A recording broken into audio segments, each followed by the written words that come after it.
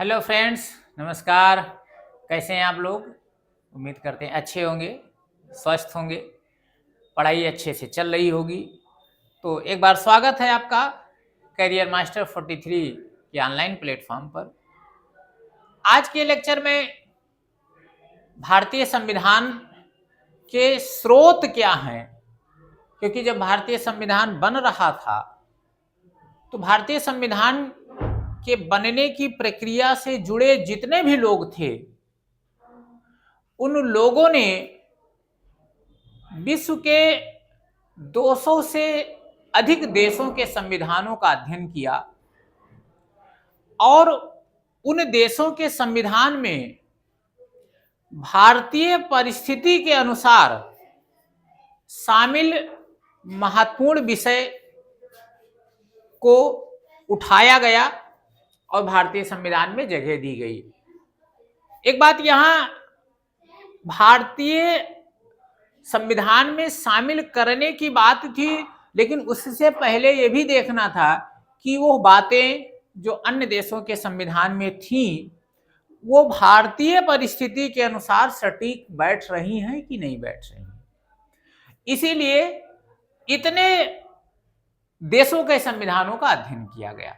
तो आज हम उन्हीं संविधान के प्रमुख स्रोत जो अन्य देशों के संविधान से ला करके हमारे संविधान में शामिल किया गया है उसी पर चर्चा करेंगे। महत्वपूर्ण टॉपिक है क्योंकि बहुत सारे एग्जाम में यहाँ से प्रश्न आए हैं और ये ट्रेंड रहा है कि यदि संविधान से प्रश्न बनते हैं तो संविधान के जो स्रोत हैं वहां से प्रश्न जरूर बनता है, एक आध प्रश्न जरूर बन जाता है। और चूंकि आने वाले समय में आपका उत्तर प्रदेश एसआई की परीक्षा लगी हुई है जिसमें संविधान से अच्छे खासे प्रश्न पूछे जाते हैं, यूपी टेट की परीक्षा आने वाली है उसमें भी संविधान से, पर्यावरण के अंतर्गत संविधान से प्रश्न आ ही जाते हैं। तो बहुत सारे परीक्षाओं की दृष्टि से ये महत्वपूर्ण टॉपिक है। तो आज हम भारतीय संविधान के प्रमुख स्रोत पर चर्चा करेंगे, जैसा बोर्ड पर भी आप देख पा रहे हैं। और ये जो चर्चा होगी ये एनसीईआरटी बेस्ड होगी, वन लाइनर बेस्ड होगी, जिससे आसानी से आपको समझ में आ जाए। तो चलिए चर्चा की शुरुआत किया जाए और देखा जाए कि भारतीय संविधान में वो किस किस देश के संविधान से बातें उठाई गई हैं, इस पर चर्चा किया जाए।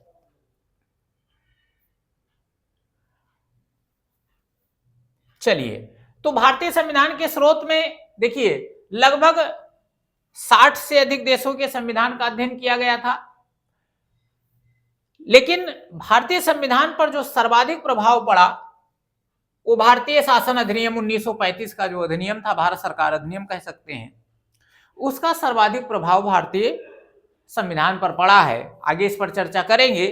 लगभग 75% हिस्सा एज इट इज या परिवर्तित रूप में भारतीय संविधान या भारतीय शासन अधिनियम का हमारे संविधान में वर्णन किया गया है, या एज इट इज उसको ले लिया गया है या परिवर्तित रूप में ले लिया गया है। इसलिए कहा गया कि भारतीय संविधान पर जो सर्वाधिक प्रभाव पड़ा है वो भारत सरकार अधिनियम 1935 का पड़ा हुआ है। तो वो कौन से प्रमुख स्रोत हैं, किन किन देशों से क्या क्या बातें ली गई हैं, आइए देखा जाए। तो सबसे पहले जो देश है जहां से हमने संविधान की बातें ली हैं वो आपका ब्रिटिश संविधान है। ब्रिटेन के संविधान से सर्वाधिक प्रभाव पड़ा है। ब्रिटेन का संविधान है, अमेरिका का संविधान है, आयरलैंड का संविधान है। तो ब्रिटेन के संविधान से क्या क्या बातें ली गई हैं जो हमारे संविधान में शामिल किया गया है। तो सबसे पहले संसदीय शासन पद्धति की बात की गई है, अर्थात जैसे ब्रिटेन में संसदीय शासन प्रणाली है वैसे भारत में भी संसदीय शासन प्रणाली को लागू किया गया है। संसदात्मक शासन प्रणाली को लागू किया गया है। अब संसदात्मक शासन प्रणाली क्या होता है, क्योंकि सरकार के बहुत सारे रूप होते हैं, एक संसदात्मक रूप होता है और एक अध्यक्षात्मक रूप होता है। तो संसदात्मक रूप में आप कह सकते हैं जिसमें मंत्रिमंडल सामूहिक रूप से लोकसभा के प्रति उत्तरदायी होती है, वो संसदीय शासन पद्धति होती है। दूसरा, लोकसभा के प्रति मंत्रिमंडल का सामूहिक उत्तरदायित्व अनुच्छेद 75(3) में हमारे संविधान में है। ये बातें ब्रिटेन से ही ली गई हैं। राष्ट्र के प्रधान के रूप में राष्ट्रपति की जो औपचारिक शक्ति है, औपचारिक प्रधानता है, वो ब्रिटेन के संविधान से ली गई है, और वास्तविक शक्तियां किसमें है? केंद्रीय मंत्रिमंडल में निहित है, ये ब्रिटेन से लिया गया है। एकल न्यायिक प्रणाली का भी प्रावधान ब्रिटेन से लिया गया है। भारत में एकल न्यायिक प्रणाली का प्रावधान किया गया है, ठीक है ना। यहां न्यायपालिका का वितरण नहीं है, न्यायपालिका को राज्य और केंद्र में नहीं बांटा गया है। उसके बाद में विधि निर्माण की प्रक्रिया, कानून के निर्माण की क्या प्रक्रिया होगी, इसको भी हमने लिया है कहां से? ब्रिटेन के संविधान से। विधि का शासन, कानून का शासन होगा, इसको भी हमने कहां से लिया है? ब्रिटेन के संविधान से लिया है। उसके बाद में एकल नागरिकता, अन्य देशों में दोहरी नागरिकता का प्रावधान है, भारत में एकल नागरिकता का प्रावधान है, और ये बातें कहां से ली गई हैं? ब्रिटेन के संविधान से ली गई हैं। विधायिका के सदस्यों के विशेषाधिकार क्या हैं? जो लोकसभा, राज्यसभा, राज्यों के विधानमंडल के जो सदस्य हैं, उनके कुछ विशेषाधिकार भी होते हैं, वो क्या क्या हैं? ये ब्रिटेन के संविधान से लिया गया है।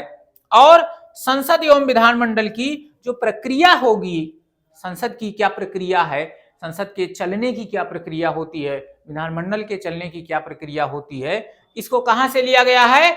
इसको ब्रिटेन के संविधान से लिया गया है। तो इतनी प्रमुख बातें ब्रिटिश संविधान से उठाई गई हैं और भारतीय संविधान में शामिल की गई हैं। आगे यदि हम बात कर ले, अगले देश की बात किया जाए तो वो अगला कौन सा देश है जहां से प्रमुख बातें ली गई हैं? तो देखा जाए, नेक्स्ट आपका आयरलैंड का संविधान है। तो आयरलैंड के संविधान से क्या क्या बातें ली गई हैं? पहला तो राज्य के नीति निर्देशक तत्व, जो हमारे संविधान में डीपीएसपी को शामिल किया गया है, डायरेक्टिव प्रिंसिपल्स स्टेट पॉलिसी, वो आयरलैंड के संविधान से ही लिया गया है। राष्ट्रपति के द्वारा जो राज्यसभा में 12 सदस्यों का मनोनयन है, राष्ट्रपति के द्वारा राज्यसभा में 12 सदस्यों का मनोनयन होता है, अर्थात वो उनको मनोनीत करता है। तो ये जो पावर है, ये शक्तियां हैं, ये आयरलैंड के संविधान से ही ली गई हैं। उसके बाद में राष्ट्रपति का जो निर्वाचक मंडल होगा, अनुच्छेद 54, जो भारतीय संविधान का अनुच्छेद 54 है, जिसमें राष्ट्रपति के निर्वाचक मंडल की बात की गई है, तो राष्ट्रपति के निर्वाचक मंडल में कौन कौन लोग शामिल होंगे, ये बातें आयरलैंड के संविधान से ही ली गई हैं। चलिए आगे बात किया जाए, यूएसए के संविधान से 1789 का जो संविधान है संयुक्त राष्ट्र अमेरिका का, वहां से क्या लिया गया है? तो मुख्य रूप से आपका क्या है? फंडामेंटल राइट्स लिया गया है, मूल अधिकार लिया गया है, जो प्रस्तावना का विचार है उसको लिया गया है, ठीक है ना। राष्ट्रपति पर महाभियोग की जो प्रक्रिया है, भारतीय संविधान का जो आर्टिकल 61 है, अनुच्छेद 61 में राष्ट्रपति पर जो महाभियोग की प्रक्रिया होती है, कैसे महाभियोग लगाया जाता है, उस प्रक्रिया को अमेरिका के संविधान से लिया गया है। न्यायपालिका हमारी स्वतंत्र होगी, निष्पक्ष होगी, ये अमेरिका के संविधान से लिया गया है। न्यायिक पुनरावलोकन की शक्ति या न्यायिक पुनरावलोकन का सिद्धांत, ये भी अमेरिका से लिया गया है। ये होता क्या है? न्यायिक पुनरावलोकन का थोड़ा सा समझ लीजिए कि यदि संसद के द्वारा कोई ऐसा कानून बना दिया जाता है, क्योंकि संसद सर्वोच्च है, लेकिन संसद के द्वारा कोई कानून बना दिया जाता है, तो उस कानून की समीक्षा का अधिकार न्यायपालिका को दिया गया है, और यदि वो लगता है, न्यायपालिका को ऐसा प्रतीत होता है कि ये बनाया गया कानून राष्ट्र हित में नहीं है, तो उस कानून को वो क्वैश भी कर सकती है, अमान्य घोषित कर सकती है। इसी को न्यायिक पुनरावलोकन का सिद्धांत कहते हैं। तो ये अमेरिका से लिया गया है। उपराष्ट्रपति का जो पद होगा, आर्टिकल 63, वो अमेरिका से है। वित्तीय आपात, जो आर्टिकल 356 का अनुच्छेद है, आर्टिकल 360 का जो प्रावधान है, वो अमेरिका के ही संविधान से लिया गया है। और संविधान संशोधन में राज्य विधायिकाओं द्वारा जो अनुमोदित या अनुमोदन का जो प्रावधान है, इसको भी अमेरिका के संविधान से लिया गया है। चीजें समझ में आ रही है? ये समझ में आ रही हो तो वीडियो को लाइक करिए, शेयर कर दीजिए और चैनल पर नए हैं तो चैनल को सब्सक्राइब कर लीजिए। चलिए अगला देश है जहां से हमने संविधान में बातें उठाई हैं और वो है आपका ऑस्ट्रेलिया का संविधान। तो ऑस्ट्रेलिया के संविधान से हमने प्रस्तावना की भाषा ली है, समवर्ती सूची का जो विषय लिया है। आपको पता होगा कि भारतीय संविधान में 3 सूचियां हैं, समवर्ती सूची, राज्य सूची और केंद्र सूची। तो जो समवर्ती सूची है उसका विचार हमने ऑस्ट्रेलिया के संविधान से लिया है। केंद्र राज्य के बीच संबंध कैसा होगा और उनके बीच शक्तियों का विभाजन कैसा होगा, ये ऑस्ट्रेलिया के संविधान से लिया गया है।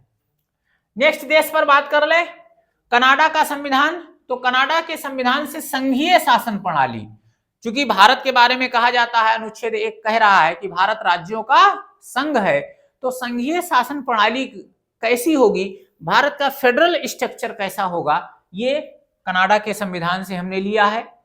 राज्यपाल द्वारा राष्ट्रपति के विचारार्थ विधेयक सुरक्षित रखना, ये जब आप राज्यपाल को पढ़ेंगे तो उसमें राज्यपाल की शक्तियों में ये भी शामिल है कि राज्यपाल राज्य विधानमंडल द्वारा पारित कुछ विधेयकों को राष्ट्रपति के विचार हेतु, राष्ट्रपति के विचार विमर्श हेतु अपने पास सुरक्षित रख लेता है। ये उसको पावर दिया गया है। तो ये पावर कहां से लिया गया है, ये कनाडा के संविधान से लिया गया है। केंद्र सशक्त होगा, भारत राज्यों का संघ है लेकिन उसमें केंद्र सशक्त होगा, कनाडा के संविधान से लिया गया है। और अवशिष्ट शक्तियों का सिद्धांत भी कनाडा के संविधान से लिया गया है। अवशिष्ट शक्तियां होती क्या हैं, जैसे भारतीय संविधान में 3 सूचियों के बारे में बात किया गया है। जैसे केंद्र सूची में शामिल विषय पर केंद्र कानून बनाएगा, राज्य सूची में शामिल विषय पर राज्य कानून बनाएगा, और समवर्ती सूची में शामिल विषय पर केंद्र और राज्य दोनों मिलकर कानून बनाएंगे।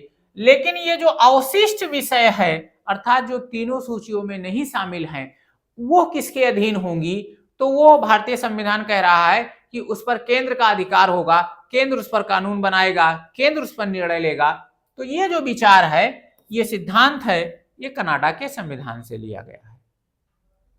चलिए अगले देश पर बात कर लिया जाए, जापान का संविधान। तो जापान के संविधान से क्या प्रमुख बात लिया गया है, अनुच्छेद 21 में वर्णित विधि द्वारा स्थापित प्रक्रिया। अनुच्छेद जो फंडामेंटल राइट्स का अनुच्छेद 21 है, जिसमें प्राण एवं दैहिक स्वतंत्रता है, तो उसमें जो कानून की प्रक्रिया है, उस प्रक्रिया को कहां से लिया गया है, जापान के संविधान से लिया गया है। अगले देश पर बात कर लें, दक्षिण अफ्रीका। तो दक्षिण अफ्रीका के संविधान से संविधान में जो संशोधन की पद्धति है, संशोधन की प्रक्रिया है, जिसको शामिल किया गया है आर्टिकल 368 में, भारतीय संविधान में संशोधन कैसे होगा, वो प्रक्रिया दक्षिण अफ्रीका के संविधान से लिया गया है। ठीक है ना। चलिए अगले देश पर बात कर ले, सोवियत संघ रूस। वर्तमान रूस नहीं, जो आपका विभाजन से पहले का रूस था, उससे एक ही महत्वपूर्ण बात ली गई है और ये कई बार एग्जाम में पूछा गया है, और वो है फंडामेंटल ड्यूटीज, फंडामेंटल कर्तव्य लिया गया है, जो भारतीय संविधान के भाग 4 का के अनुच्छेद 51 का में शामिल किया गया है। ठीक है ना। चलिए आगे बात कर लें, फ्रांस का संविधान। तो फ्रांस के संविधान से गणतंत्रात्मक शासन प्रणाली। आपको पता ही होगा कि भारत एक लोकतांत्रिक शासन प्रणाली वाला देश है और साथ ही साथ एक गणतंत्रात्मक राज्य है। तो गणतंत्रात्मक शासन प्रणाली क्या है, कैसे है, ये विचार कहां से लिया गया है, ये फ्रांस के संविधान से लिया गया है। नेक्स्ट बात कर ले, जर्मनी के जो वीमर संविधान है, उसमें एक ही प्रमुख बात उठाई गई है, और वो है आपात उपबंध। यदि कि देश में कोई आपातकाल परिस्थितियां उत्पन्न होती है तो उस समय हम क्या कर सकते हैं, क्या निर्णय ले सकते हैं, शासन कैसे चलाया जा सकता है, इस पर बात किया गया है। और ये विचार लिया गया है जर्मनी के संविधान से या जर्मनी के वीमर संविधान से। और 3 प्रकार के आपातकाल की बात की गई है, राष्ट्रीय आपात, राज्यों में आपात और वित्तीय आपात। नेक्स्ट देश पर चर्चा कर ले, और देश क्या कह सकते हैं, और लास्ट में बात करते हैं भारत सरकार अधिनियम 1935, अंग्रेजों के द्वारा, ब्रिटिश पार्लियामेंट के द्वारा जारी किया गया था, जिसमें 321 अनुच्छेद थे। उसका लगभग 250 अनुच्छेद, क्योंकि ये जो भारतीय शासन अधिनियम है इसमें 321 अनुच्छेद था, ध्यान से समझिएगा, 321 अनुच्छेद था। अब इस 321 में लगभग 250 अनुच्छेद लिखा है। 250 अनुच्छेद को या तो उसी रूप में या तो उसमें कुछ संशोधन करके हमने भारतीय संविधान में उसको शामिल कर लिया है।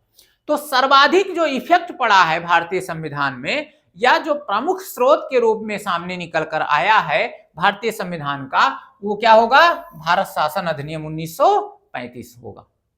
तो ये था आपके भारतीय संविधान के प्रमुख स्रोत और वो बातें जो विभिन्न देशों से लेकर के या विभिन्न देशों के संविधान से लेकर के भारतीय संविधान में शामिल किया गया है। उम्मीद करते हैं वीडियो आपको अच्छा लगा होगा। पुनः यदि वीडियो एक बार अच्छा लगा हो तो वीडियो को लाइक कर दीजिए, शेयर कर दीजिए और चैनल पर नए हैं तो चैनल को सब्सक्राइब कर लीजिए। ऐसे ही इंटरेस्टिंग वीडियो के साथ फिर आपसे मुलाकात होगी। तब तक के लिए धन्यवाद। जय हिंद।